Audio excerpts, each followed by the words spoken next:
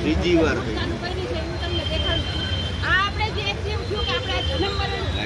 દાખલામાં જે અત્યારે હવે આપણે સેવા સત્વ અત્યારે શું ચાલુ છે ને આપણે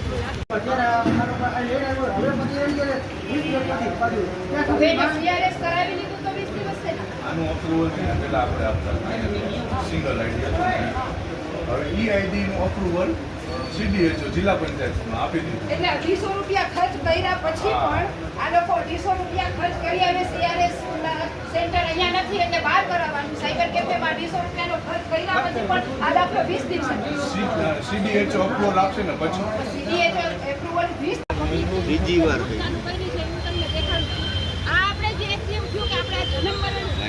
દાખલામાં જે અત્યારે હવે આપણે સેવા સત્વ અત્યારે શું ચાલુ છે ને આપણે સાહેબ આપણે સેવા સેવા ક્ષેત્રમાં વયા છે CRS નું ઓનલાઈન પોર્ટલ છે એમાં ઓનલાઈન અરજી કરવાની આપણે અહીંયા થઈશું આપણે અહીંયાથી હમણાં બંધ થઈ ગયું 20 દિવસ એક જ પહેલા એક આઈડી હતું ને ગુરુપિયા સાહેબ ઈ-આઈડી માંથી આપણે મલ્ટિપલ બધા લોગિન કરી શકતા હતા અને એમાંથી બધી એન્ટ્રી કરી શકતા એટલે આ જૂની આઈડી આપણે આ જૂના બધા દાખલા લઈ લોકોને હેરાનગતિ ન થાય એટલે આપણે જ એની એન્ટ્રી કરી દેતા પણ હવે 15-20 દિવસથી CRS વાળાએ એક સિંગલ આઈડી જ આપ્યું છે ગુરુપિયા સાહેબ એક સિંગલ આઈડી એના માટે આપણે હવે લઈ આના માટે જૂના જે 18ના મેન્યુઅલ દાખલા છે ને એના માટે ઓનલાઈન અરજી એ લોકોને જ કરવાની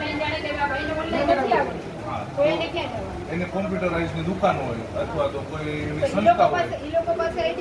ના એ એનું પર્સનલ આઈડી બનાવે પબ્લિક લોગિનનું પબ્લિક લોગિનમાં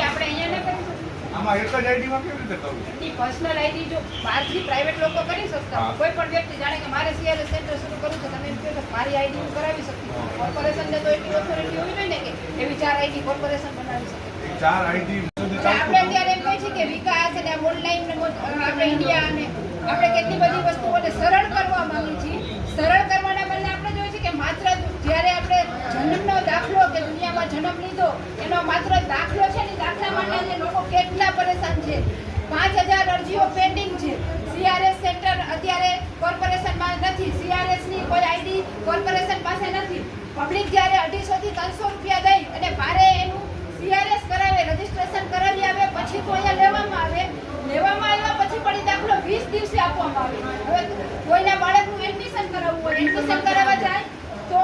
સીધા શું કહે છે નવા ફોર્મેટ પ્રમાણે દાખલો આપો જો કોઈ આધાર કાર્ડ છે એને અપલોડ કરાવવાનું હોય કેમ કે એમાં ફોટો મોટા છોકરાઓનો બદલાવાનો હોય તો ત્યારે પણ શું કહે છે કે નવા ફોર્મેટ પ્રમાણે દાખલો લઈ આવો હવે નવા ફોર્મેટ વગરનો દાખલો ક્યાંય લાવતા નથી અને નવા ફોર્મેટના દાખલામાં આટલા દાદી અહીંયા થાય છે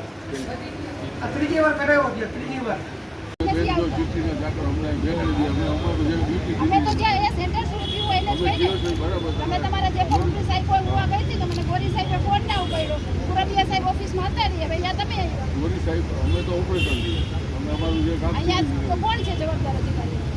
સુરતિયા અહીંયા બેઠો હતો એને કંઈક કોર્ટનું કામ હતું અહીંયા ગયેલો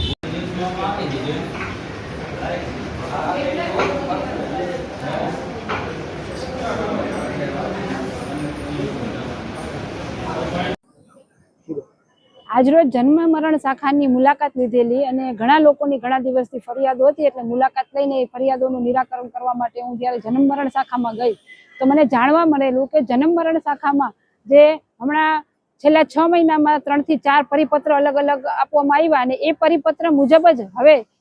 નવા દાખલા તો નીકળે પણ જે જૂના દાખલા કે અત્યાર સુધીના જેટલા દાખલા નીકળેલા છે તેને પણ નવા પરિપત્ર મુજબ હવે લોકોને કરાવવા ફરજિયાત થઈ ગયા છે તેના વગર જન્મનો દાખલો ક્યાંય ચાલતો નથી હવે એ જન્મનો દાખલો જ્યારે કોર્પોરેશનમાં લોકો જન્મ મરણ શાખામાં કરાવવા જાય તો એને એવું કહેવામાં આવે છે કે તમે CRS કરાવી આવો એટલે કે રજીસ્ટ્રેશન સિવિલ રજીસ્ટ્રેશન જે કરાવવાનું હોય એ તમે બહારથી કરાવી આવો કેમ કે કોર્પોરેશનમાં જે એક આઈડી હતી એ પણ અત્યારે બંધ હાલતમાં છે બારે પબ્લિક જ્યારે આ CRS કરાવવા જાય ત્યારે એના 250 થી 300 રૂપિયા ચાર્જ ચૂકવે છે એ 250 થી 300 રૂપિયામાં લોકો જ્યારે પોતે બાર CRS કરાવી આવે એના પછી પણ જ્યારે ઇન્વેટ કરાવવા આવે ત્યારે એમ કહેવામાં આવે છે કે હવે આ દાખલો તમને 20 દિવસે મળશે અત્યારે અમારી હાજરીમાં તમે હાજર હતા ને એવું કહેવામાં આવ્યું કે 20 દિવસ પછી આ દાખલો નીકળશે એટલે હાજરી જ્યારે આપણી ના હોય ત્યારે તો 2-3 મહિના કહેવામાં આવે છે હવે આના માટે મેં કમિશનર સાહેબને એક રજૂઆત કરેલી છે કે CRS સેન્ટર આપણે કોર્પોરેશનમાં કેમ ઊભું ના કરી શકીએ? જો એક ફોનમાંથી એક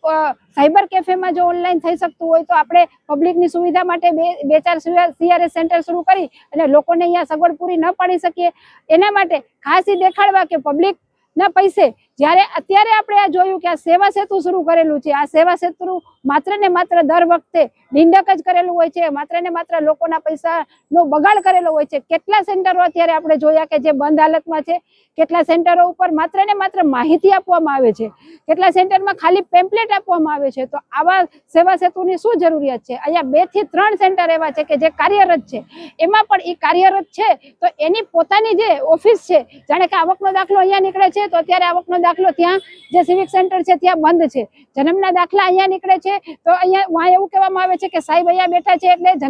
કોર્પોરેશનની ઓફિસમાંથી લોકોને અહીંયા ટાઉન હોલ મોકલવામાં આવે છે. તો સેન્ટર તો ગમે એક જ જગ્યાએ શરૂ છે, તો સેવા સેતુ શેનું? સેવા સેતુ કરવા માટે આટલો ખર્ચ કરી શકીએ છીએ પણ CRS ના સેન્ટર અહીંયા આપણે કોર્પોરેશનમાં શરૂ નથી કરી શકતા, તો લોકો માટે સગવડની પણ અગવડ ઊભી કરીએ છીએ. મારો પ્રશ્ન માત્ર ને માત્ર એટલો છે કે લોકોના પૈસાના ધોવાણા કરી અત્યારે અહીંયા જન્મનો દાખલો કાઢી દેવામાં આવે છે. જે જન્મનો દાખલો કોઈ પણ જગ્યાએ ચાલશે નહીં એના મોઢાથી કહે છે,